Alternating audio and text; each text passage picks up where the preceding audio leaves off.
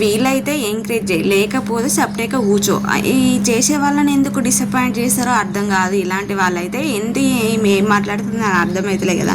ఒకరైతే పెట్టిళ్ళు మా తల్లి తెలియదు, ఎవరు అనేది కూడా తెలియదురా నాకైతే. ఫస్ట్ అంటే నేను ఒక సాంగ్కి అయితే వీడియో తీసిన, షార్ట్ తీసినందుకు దాంట్లోనైతే ఫస్ట్ వెళ్ళి వంట చేసుకొని పెట్టింది. అంటే రెగ్యులర్గా ఆమె చేసి పెడుతున్నట్టుంది, మా పిల్లలకు కానీ మాకు మొత్తం ఆమెనే చేసి పెడుతున్నట్టుంది. అందుకే అంత కష్టం అవుతున్నట్టుంది, అందుకే ఆ కామెంట్ అనేది పెట్టినట్టుంది. నేను చేయకపోతే నువ్వు చేస్తావా ఎన్ని వంట, మా ఇంట్లో వంట చేసుకోపో అని పెట్టినవా. అందులోనైతే ఇక్కడనైతే పిల్లలైతే ఇదంతా పక్కకు పెడతా. ఇక పిల్లలకైతే స్నాక్స్ అయితే సాయంత్రానికి అయితే ఇక నూడిల్స్ అయితే వేసిన.